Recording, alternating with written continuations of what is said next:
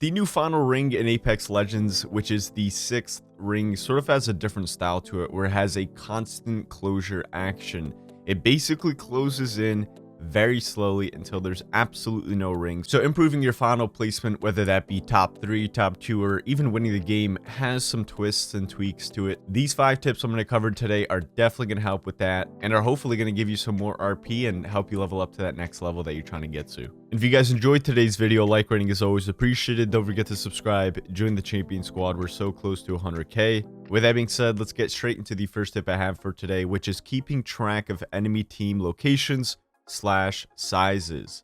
Before it gets to the 6th and final ring, where it has a never-ending closure, right before that you still have some time to spare, time to pre-plan where you want your team to be positioned. And on top of figuring out where you want your team to go, the majority is figuring out where other teams are placed. You know, where do they have their positioning? Where are they going to have to rotate? How many total people are on the team? Is it a full team? Is it a potential fight that you need to take?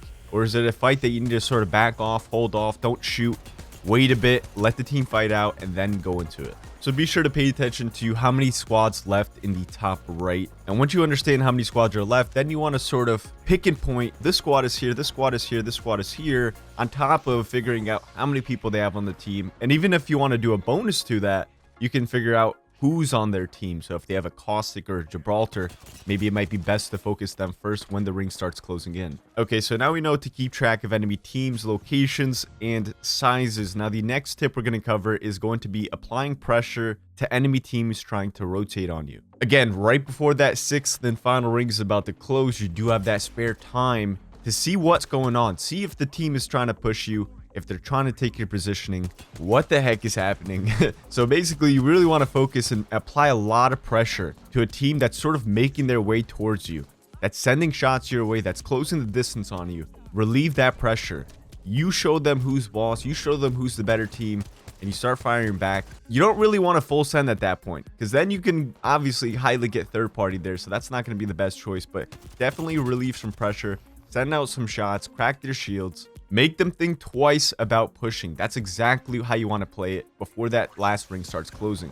Once you have your plan with your team and where you want to rotate to on that final closure, everything is set in stone. Then it's all about defending off your location, making sure teams are not really getting aggro on you. And this is where Gibby really comes clutch. Gibby in this rank split is an absolute necessity character when it comes to end zone. You know, if you don't have these crazy end zones where there's multiple squads in it, then Gibby, you might not need him, but Gibby overall, I think he's just a really dominant legend to use for ranked.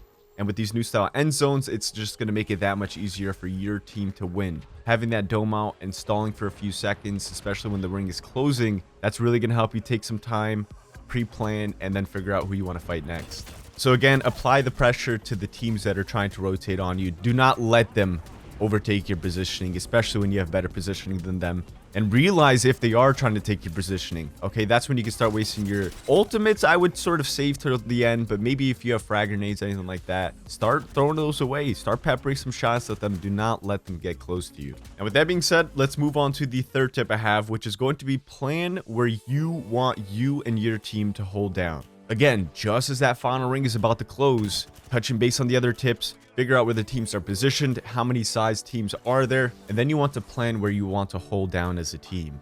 Now, this is where things can get very interesting, and especially without a Gibraltar. If there's no cover in the area, what can you do? At that point, it's just sort of stalling, fighting for your life, shooting what you can see first, shooting if someone's shooting at you, and then go from there. I mean, really, it becomes really hectic with these new end zones, and I sort of like it. It's a new change. It helps give a new feeling to the end zone instead of, you know, waiting until Caustic gas last second somebody throws it, or a Gibby or a Bangle, somebody throws it, spam nades, spam arcs. Before this update, it was like everyone's pre-planning for just one strategy. There wasn't anything more to it. You know, now there's a lot more to it. You have a lot more time to get stuff done, to wipe a squad, then focus on another squad, all that jazz, because everyone's going to be distracted, focusing and fighting their own enemies.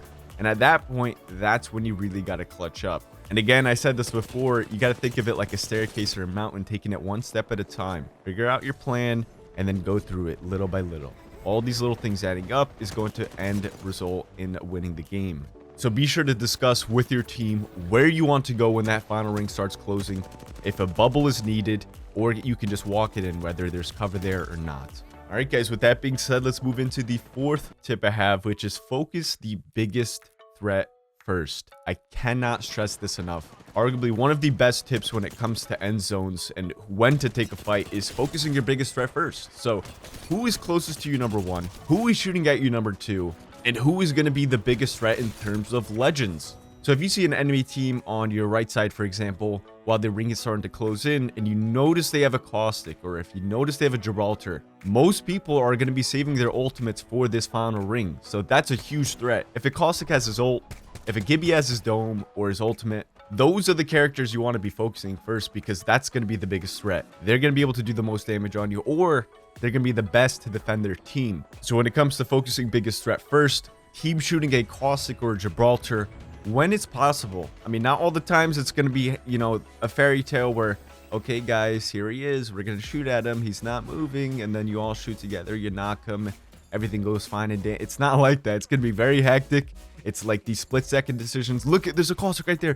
Focus fire caustic. Boom. You got a caustic down on their team. It's going to make it that much easier to win that squad wipe.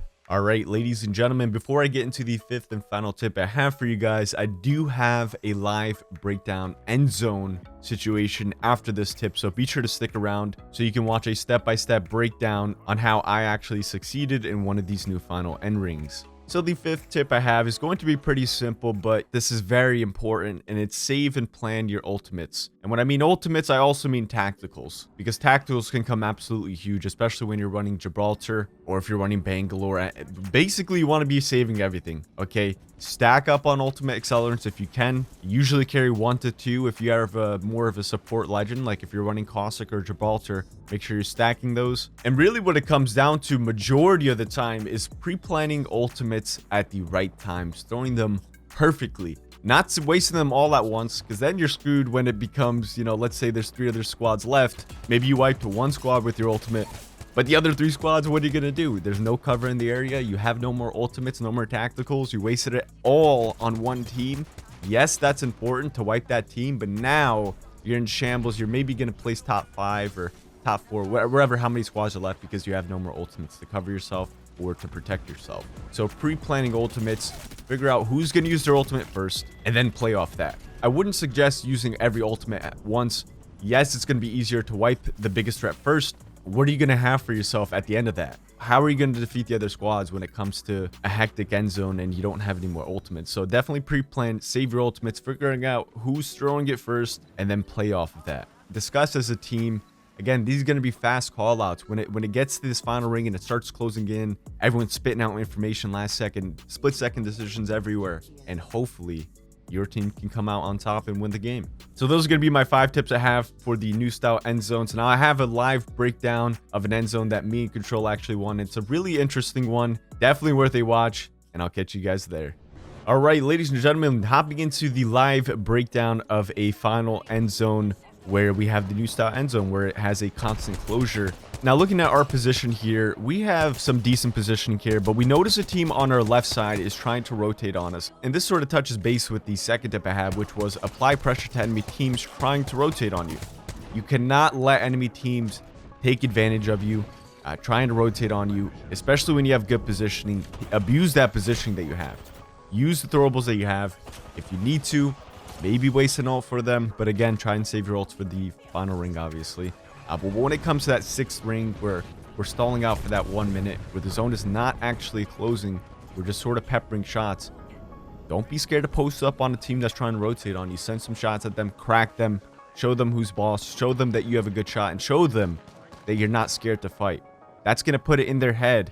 Wait a second, this team is good. It's going to be a tough rotation. We're going to waste a lot of heals, waste a lot of loot trying to fight this team out and take their positioning. It might not be the best play to actually rotate on them. And that's exactly how you got to play it.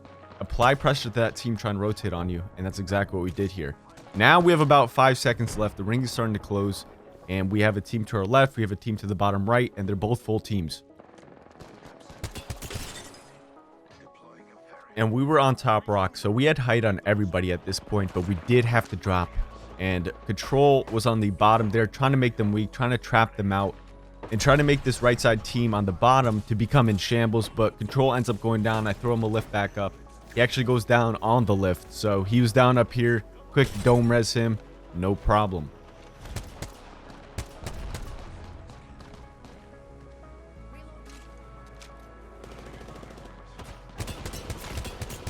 I was able to find some sneaky shots on the Gibraltar. Again, focusing on that main legend that's going to do a lot of damage to your team, which is a Gibraltar, which is a caustic. As I had some really good shots on that Gibraltar.